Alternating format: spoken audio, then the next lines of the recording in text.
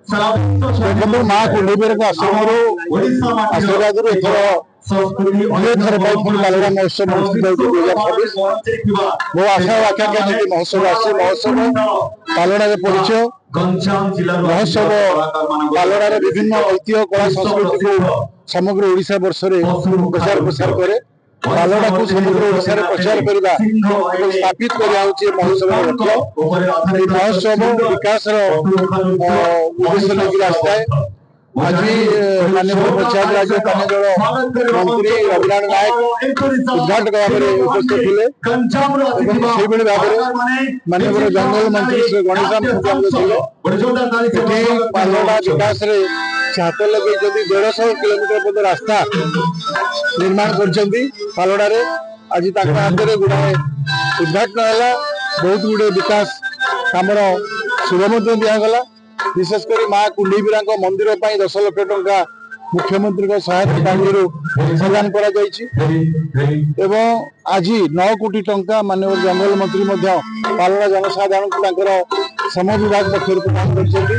ତେଣୁ ମହୋତ୍ସବ ଆସିଲେ ବାଲୁଡ଼ାର ବିକାଶ ସହିତ ଆସେ ଏବଂ ମହୋତ୍ସବ ସରିଗଲା ପରେ ବିକାଶର ଛାପ ଛାଡ଼ି ଯାଏ ଏବଂ ବାଲୁଡ଼ାକୁ ସର୍ବୋପରି ବାଲୁଡ଼ା ମହୋତ୍ସବ ଦ୍ୱିତୀୟ ବର୍ଷର ଆଜି ପ୍ରଥମ ଉଦ୍ଘାଟନୀ ଉତ୍ସବ। ଏ ଉଦ୍ଘାଟନୀ ଉତ୍ସବ ପରିପ୍ରେକ୍ଷୀରେ ବାଲୁଡ଼ା ମହୋତ୍ସବ ମାଧ୍ୟମରେ ଅନେକ ଗୁଡ଼ିଏ ବିଷୟ ଲୋକଲୋଚନକୁ ଆସୁଛି। ମୁଖ୍ୟତଃ ଆମର ସଂସ୍କୃତି ଆମର ପରମ୍ପରାକୁ ବଞ୍ଚେଇ ରଖିବାର ଏ ହେଉଛି ଗୋଟେ ବଡ଼ ମାଧ୍ୟମ। ଯାହା ଲକ୍ଷ୍ୟ କରୁଥିଲି ଏଠିକାର ବିଧାୟକ ଯେଉଁ ପ୍ରକାର ବାଲୁଡ଼ାକୁ ଆଗକୁ ନେବା ପାଇଁ ପ୍ରୟାସ କରିଛନ୍ତି, ଲୋକକୁ ଯୋଡ଼ିବାକୁ ପ୍ରୟାସ କରିଛନ୍ତି, ଏଠିକାର ସଂସ୍କୃତିକୁ ଜୀବିତ କରିଛନ୍ତି, ଆଜି ନିଦର୍ଶନ ଦେଖିବା ପାଇଁ ମିଳୁଛି। ଏଠି ମାଲ୍ୟଗିରି ସଭିନର ଭାବରେ ଆଜି ଉନ୍ମୋଚିତ ହେଲେ। ଏଠି ମାଲ୍ୟଗିରିର କିଛି ବିଷୟ ମୁଁ ଦେଖୁଥିଲି। ଏଠିକାର ଯୋଉ ରାବଣ ଛାୟା, ଏ ଯୋଉ କଣ୍ଢେଇ ନାଚ ଥିଲା ଏ 6000 ବର୍ଷର, ଏ ଉଲ୍ଲେଖ କଲା ବେଳେ ଏଠି ଆମର ସଭ୍ୟତା 6000 ବର୍ଷ ଆଗରୁ ଥିଲା ଏବଂ ସେ ଆମ ସଂସ୍କୃତି ପରମ୍ପରାକୁ ଭଟ୍ଟମାନେ ବିଭିନ୍ନ ଗାଁକୁ ଯାଇକିରା ପ୍ରଚାର କରୁଥିଲେ। ଏ ବିଷୟ ଲୋକ ଜାଣିନଥିଲେ, କିନ୍ତୁ ମୁଁ ଛୋଟ ଅବସ୍ଥାରେ ମୁଁ ଦେଖିଛି କଣ୍ଢେଇ ନାଚ। ଆଉ ସେ କଣ୍ଢେଇ ନାଚର ମୁଁ ଏତିକି ଜାଣିଥିଲି ଯେ ଭଟ୍ଟମାନେ ହିଁ କରନ୍ତି।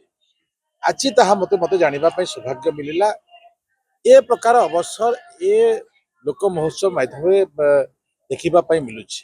ସେହି ଦୃଷ୍ଟିରୁ ଆଜି ଗଣେଶରାମ ସିଂ ଖୁଣ୍ଟିଆ ଯିଏକି ଜଙ୍ଗଲ ମନ୍ତ୍ରୀ ଅଛନ୍ତି, ବାଲୁଡ଼ାର ବିଧାୟକ ଆଜି ଏଠି ସଭାକୁ ସେ ଅଧିକ ସୁଦୃଢ଼ କରିଛନ୍ତି।